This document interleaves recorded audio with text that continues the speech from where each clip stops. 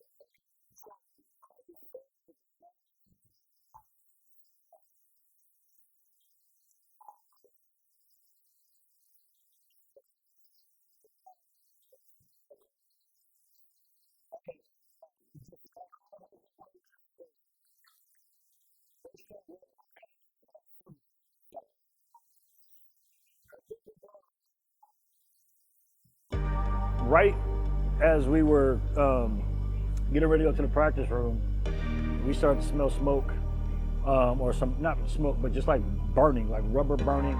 That's what I smelled, like like a fan belt or something like that. But come to find out, the air conditioner in the beat hall was on fire. So that was going on while Roman was about to go on stage to perform. So I think that was all happening simultaneously. So you had an entire hall being evacuated while one hall was still at full blast, nonstop.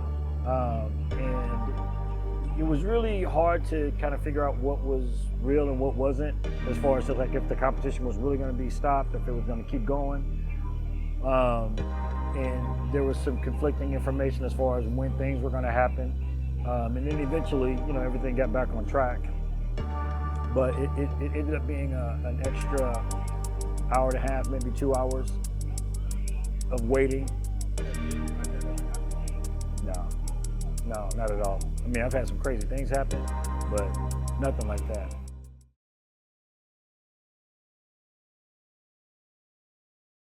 New coaches, Jonah, he has done a really good job of coming in and filling in a gap that we needed. My name is Jonah Rodriguez. I'm 19. I'm from Lansing, Michigan, and I cheer on Prodigy Midnight.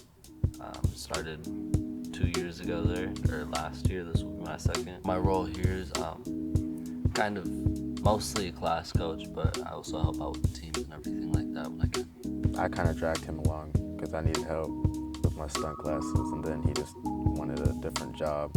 You know how you guys have to go to your class, your practice to get better? Well, as coaches, we all have to practice to get better. There's some things that we do really well, and there's some things that we have to work on. This is more for us than you guys, but it's basically our practice for our coaches. So we're just gonna be running through drills. We're gonna have a level 1, 2, and 3 class going on. Probably. This will probably be 1, 2. Because they have level 3. That's gonna be the new warm-up. They have level 3 skills. Well, we're not really doing the skills that, like, you don't need to worry about like not being able to do anything or anything like that. We're just kind of be at the stations trying to see how we run through classes. What I wanted to do was to give the coaches some hands-on, some really specific things that would help them manage their classes a little bit better. The gym is growing, so we had to kind of pause for a second and say, hey, we're starting to see some things that kind of get away from us if we don't pay attention to, specifically class setup, drills, or even classes that are not necessarily managed the best way because you've got more than the amount of kids that you really would like to have. But at this point, you don't have any choice but to learn how to adjust and move forward. So we put together a small training. Jasmine, Jasmine, that would have been Bailey, Peyton, Jonah, Roman, myself. A lot of what we were trying to do is just give the younger coaches a little bit different perspective on how the classes are run and what they should see. So, but since then, I've seen some good changes. I've seen some better class setups, and also seen some kids move a little bit faster because of some of the changes that we implemented. So when classes start, ideally, we want to have the kids sitting in the chairs. So if they're in the lobby or in these chairs, we don't want them on the floor. So once class starts, we want to make sure that they're in those spots. And then, so whoever is in charge of attendance, they'll get attendance, and what I would prefer you do is to call out the classes in order and give them a space to go. So if you're in jump and tumble with Jasmine, you'll go to that lane. If you're with beginning tumbler with Bailey, you'll go to this lane. If you're with stunt class, you're with Jonah and Roman in this lane. That way they go to where they should go. Now you're gonna have a couple kids that are brand new. They shouldn't even get up because they have no idea who their coach is that day. So that will give you some indication on what's going on in their head. What time is it? Okay. 2 so o'clock class. Act like it's a class. I'm not out here. To the floor. Let me get 2 lanes. So 1 lane here, 1 lane right next to it. Spread out.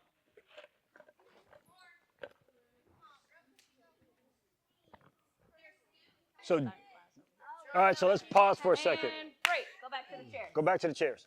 All right, so Jonah, what you want to do is send those kids to the classes so think about it right now. So like right now you've got 4 classes out here. So you want to send 3 or 4 kids to a class. So right now everybody's got a class. All right. So this is just like a day. I know it seems silly, but if we don't go through these paces, we won't be able to repeat this over and over again. All right.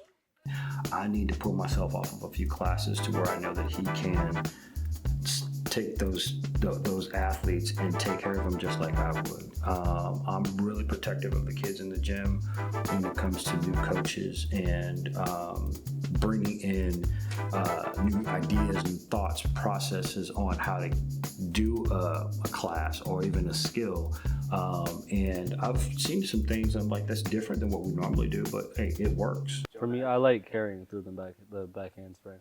Even with the kid that doesn't know anything about it, if you can teach them just the 3 body positions that they hit, the feet, hands, feet, I feel like that got, at least the girl that, I already forgot her name. Avery. Yeah, her. I just kind of set her through each motion, and then when she actually sped it up, it just kind of happened. So let's talk about that. So for a Bailey that's spotting a girl that might be taller than her or twice her size, how does that work? It doesn't. Yeah. Yeah. So a lot of things that I do to try to minimize that is give them those body positions. So you guys, so we were talking about squeezing and getting those hips up. So Jonah, have a seat right here in front of the mat. Oh, Yeah. I already know. So now he's going to go here. He's going to snap open to that position. Yes. Yeah. So in your classes, so if you guys are struggling for drills, that's a drill that every single one of these athletes, they have to go through those body positions. The thing that I like the most about just Silent Fury overall is just the overall vibe and just how everybody gets along with everybody. Everybody's just close with everybody. And we all just kind of work together and do the same thing to have the same goal.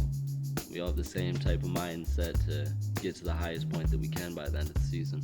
He's still very new, so there's not too many things that I can say, okay, he needs to work on this a little bit more, other than just being himself and allowing our process to be part of his process.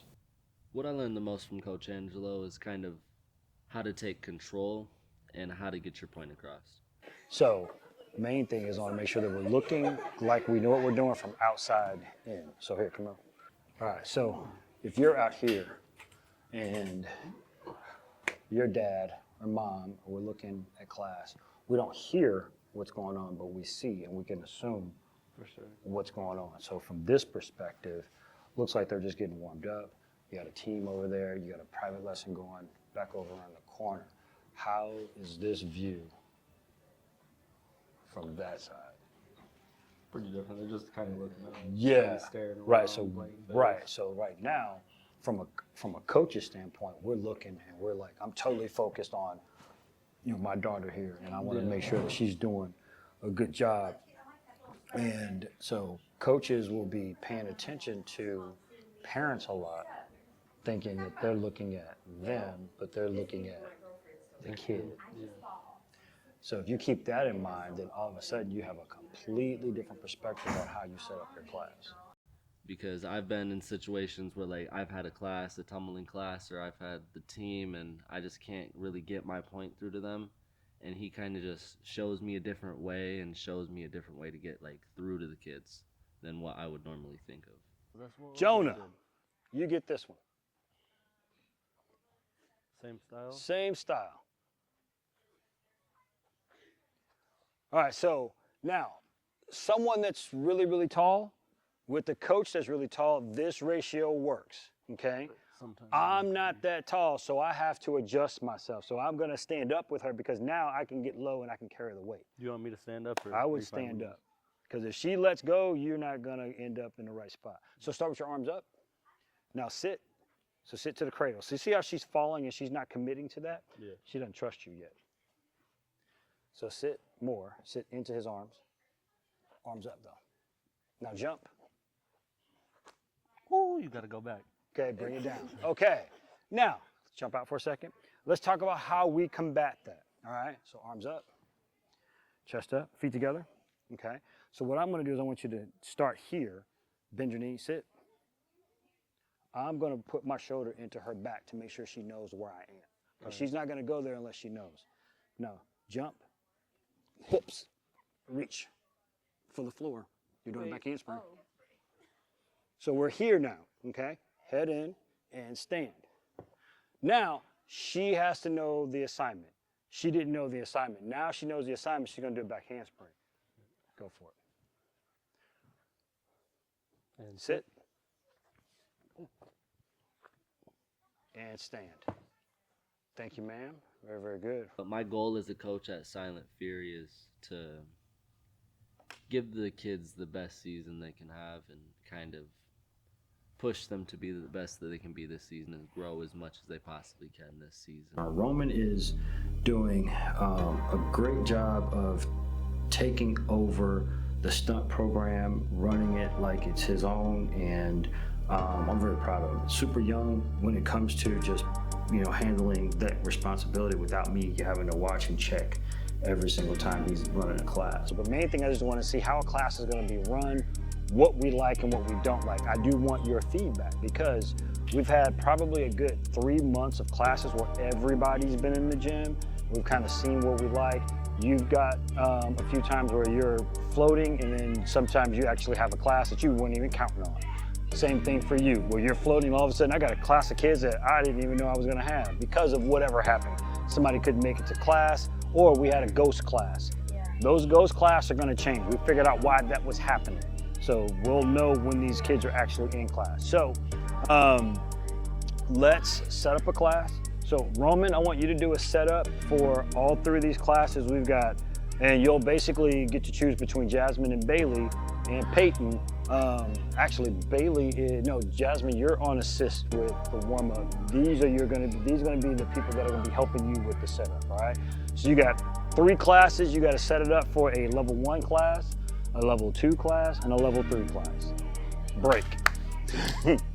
Some of the things that make him a really good coach are probably the same things that I saw in Kyra and Kennedy when they first started coaching. They really care about the kids and making sure that the kids do things the right way. All right, so what I want you to start doing is, if you kind of have an idea of what it is that you want, definitely give them some ideas on that, because they will both have a class at this time, so they could actually set up their own class. You just kind of in charge of setup. You just make sure that the person that's on warm-up and the assistant on warm-up gets their class set up first. That way they're covering for us. Does that make sense? But with every positive, there's a few things that he needs to definitely work on. Making sure that he is checking to make sure that the class is running as smoothly as he wants to, or what our gym expectations are based upon the amount of kids in the class. Making sure that he's, making sure that those kids are having fun and they're not just skill, and they're not enjoying themselves. Sometimes he can be a taskmaster, which is good, but he also has to kind of pull himself back a little bit and go, okay, are they having fun? I might look and see he's doing a drill. I'm like, man, you've been doing that drill for like 15 minutes now. Let's shift. But he wants to be thorough, and he doesn't want me to say, hey, they're not doing that right. My goal is to get the teams to first place, and also classes to get them out of my classes into a higher level class. So it's just more uplifting the kids and helping them grow, to let them know cheer is very fun. It's not that hard of a struggle.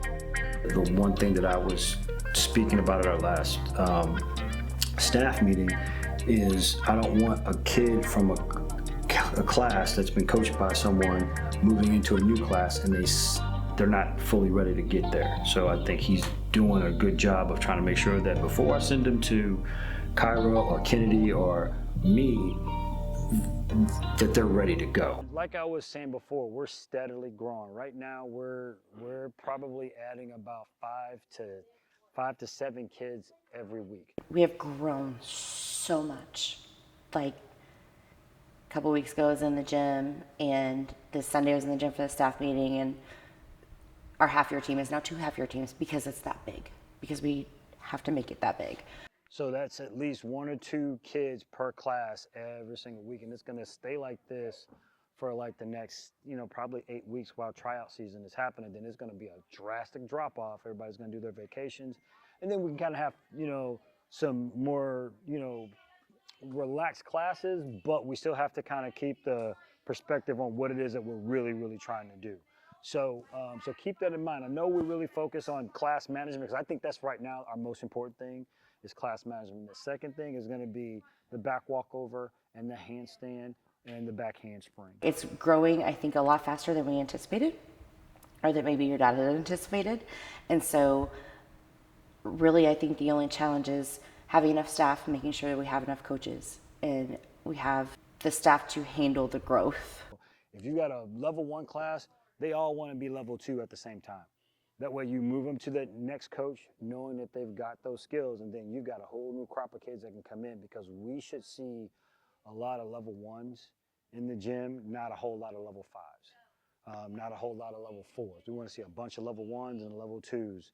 Eventually those 2s and 3s will grow up to be those 5s, but we need to see a bunch of those level 1s. We got an army of them over here that we got to start paying attention to. So, and this is the Tuesday group, and really a lot of this is about what's over there. Cool? All right. Y'all are done. Thank you.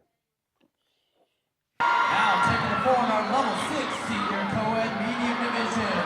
All the way from Houston, Texas, All-Stars.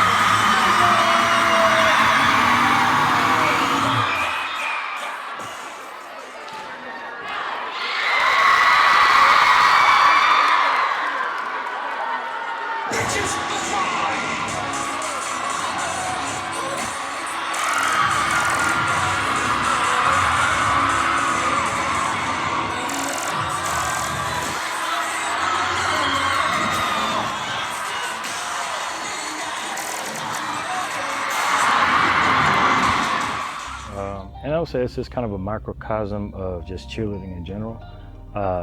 You know, they had, you know, some areas that they really wanted to highlight in their routine, and it was, you know, it was great. I think they highlighted those areas. I think from a competition standpoint, there were some competitions that we felt that, you know, the kids didn't have the best showing. So they went back, changed things, and refocused, and they came out better. Honestly, just the way you practice how you play, you practice how you're going to compete. So what you put in that practice is what the outcome's going to be. So it just takes a certain level of drive to be the best and a certain level of work. Yeah, about the same. Because how it is, you know, some gyms train really hard, some gyms don't train as hard. And it also has to come from the kids. Whenever you don't put in that drive, you're not going to expect to win every single competition. If you actually put in the hard work and the extra practices in the late nights or early mornings, that's when it really becomes, all right, I worked hard, I hope I'm going to become first place. You know, they did go to Palm Springs. We had a great time there. They received, you know, their paid bid there, and you know, parents are happy, kids are happy, but we didn't quite hit the mark when it came to placement. So you've got all those things, you know, swirling around, and you know, you as a parent, you're like, wow, what else do they need to do? They've changed the routine, they've upgraded in areas, they've made adjustments, and you know, it's still not quite good enough. But it's still, you know, they've got worlds left, and you know, I'm excited about that, and hopefully everything will work itself out to where they can go get the gold and get the globe and be, you know, vindicated for this season.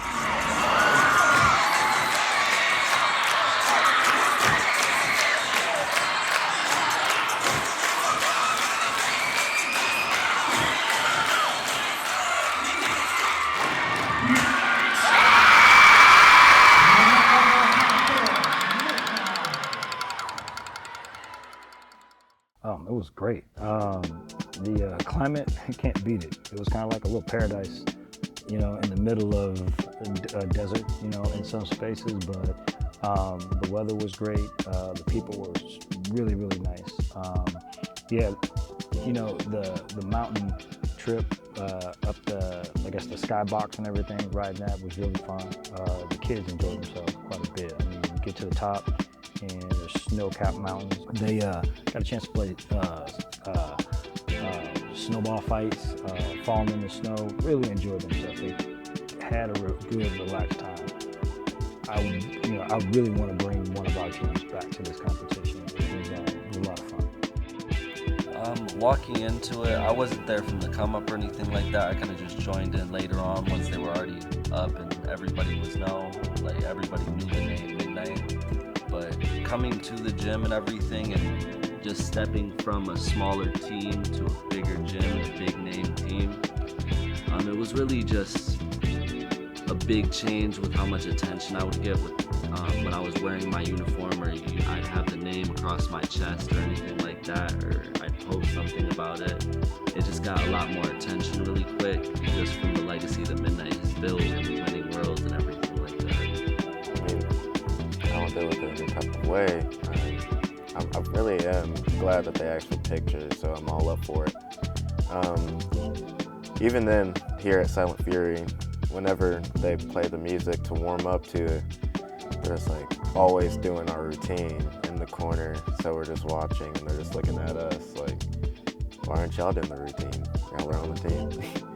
But it is really nice that it is that big. But even at competitions, it's great to have pictures and to be known because it is a big team at a big gym. So. Wow, this season, it's kind of insanity. It's kind of crazy. I think the fandom is one of those things that you've seen from afar with some of those individual athletes and some really, really major marquee teams over the years. But having to be in the space where I am, where I get the chance to be up close and personal, it's amazing. The kids are gracious. They feel good, when, they get stopped every 30 seconds to get, someone to take a picture with them. And, to be a part of that is really special. Hopefully they remember this, when they're older, and they don't take it for granted, because it's, in a blink of an eye, you can be on the other side of that.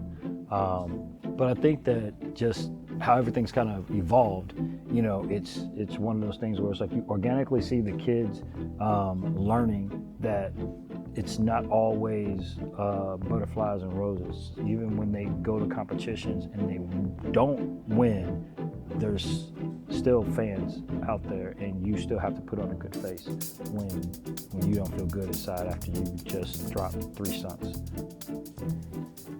I guess what I would change about the cheer industry right now is how everything is more head-to-head rivals. Everything's not as fun as it used to. Honestly, it is now, don't talk to that team. It used to be, oh, go make friends, go have fun. Now it's just, don't go talk to that team. Do your job. That's to me, in my opinion. I'm on the same boat as him. That's the same thing that I came up with. Just changing that kind of outlook that you have to, no, don't talk to her, she's on that team. No, we don't like that gym, we don't like that color. To more of just go out and have fun, go out and do what you do best, and go make the most experience that you have out of this. Because cheer is something that you're going to dedicate a lot of time to, and why spend that time not making as many friends as you can, building as much friendships and experiences as you can. Take it home. Second place. Make some noise for Midnight from Prodigy All-Stars. Honestly, this is a hot take, but I feel like more of what you put out on the floor and what your team puts out on the floor and how everybody feels collectively is the win or lose. If you feel like you put your all out on the floor, you had an amazing time, you did it all, I feel like that's the win right there, and the placement doesn't matter. But I know some other people think, like, I'm also somebody who loves to win. I'm always going to go for the top that I can be, but I also want to go for the top that I can be and also have a good time and enjoy being there. We went to majors, won majors, but that was a situation where none of those teams really put out their best performance. So it was, again, just really, really highs and then some really lows. We just got back from NCA, and they ended up in third with two-party tie for first place, with them having some of the higher scores in the division. When it's all said and done, and because of mistakes, you don't get to get the jacket. I'm a little different.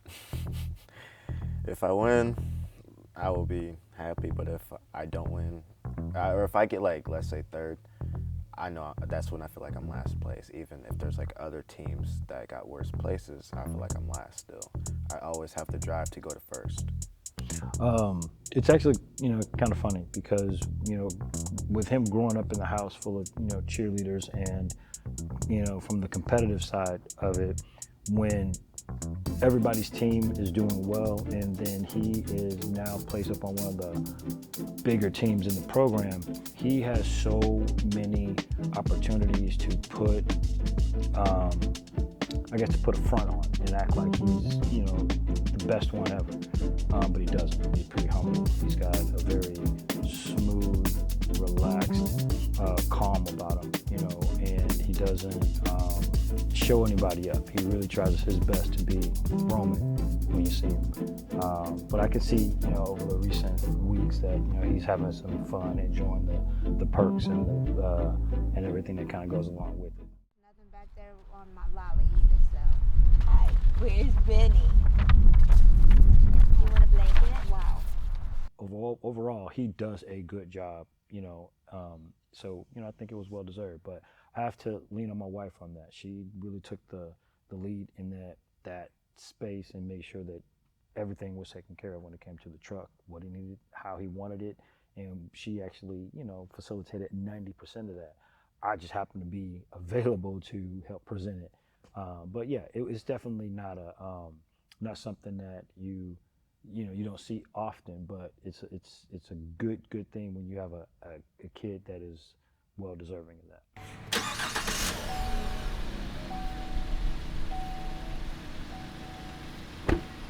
I feel good about him going out and making good decisions. He drove with me for a solid year, pretty much every day since he was able to get his permit, but he was 100% aware of every responsibility that he needed. Now, does he follow up on things as much as he should? Probably not, but Mom watches him like a hawk. She's taking a look at where he is GPS-wise. She probably knows exactly when he stopped, when he rolled through a stop sign. All those things being said, I feel good about him and his responsibility. He's shown me that I can trust him to make good decisions.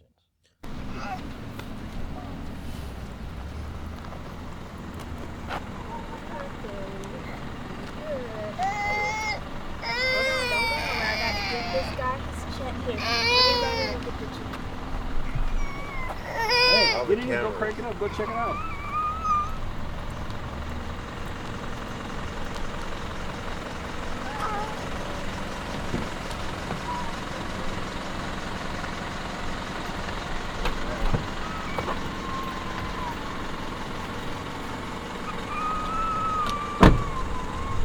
Oh, I just noticed got black ribs too. Huh? Pop a little, huh? We gotta go.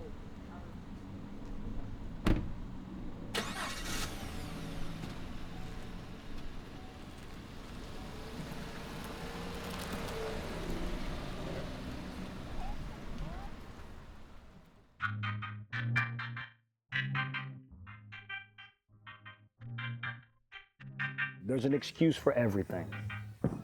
I can't do this because, she can't do that because. Get in there, get extra, get in the air, and your stunt will stay up. With my repetitive seasons and the cheer competition cheer, something is going to happen backstage. It always does. It always does. And 99.9% of the time, it's not even related to cheer. Can I talk to you for 2 seconds? What happened at the household last night? What? I'm not going to treat these kids like babies. I'm going to treat them like young adults, like they are. And I think that Kennedy was appropriate in that action. Now, parents may see something completely different, but again, these are your children. You know how they act. You know how they are at home. We have to respond appropriately. Sometimes right away. Otherwise, we forget about it later. They're teenage girls. It's gonna happen. And being that I have one, I can usually tell when it is or isn't. And I can tell when they're not getting along with each other. I think the parents do gotta know that it has to be from the parents also. They can't really be babied because it's a hard sport. It's really hard to move on and get skill after skill in tumbling. If you don't push your kids as well as the coaches do, you can't expect a result when you say, why is my kid not getting their skill? I can't please everybody.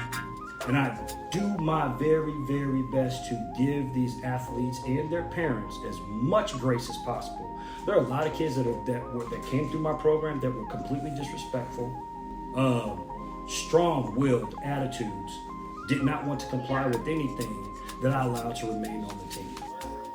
If we don't go to Summit, if we don't have everybody available, that's because we didn't put forth the effort. Stuff like that, to go over dance, stuff like that. We can tell them, like, you know what I mean? So they could work on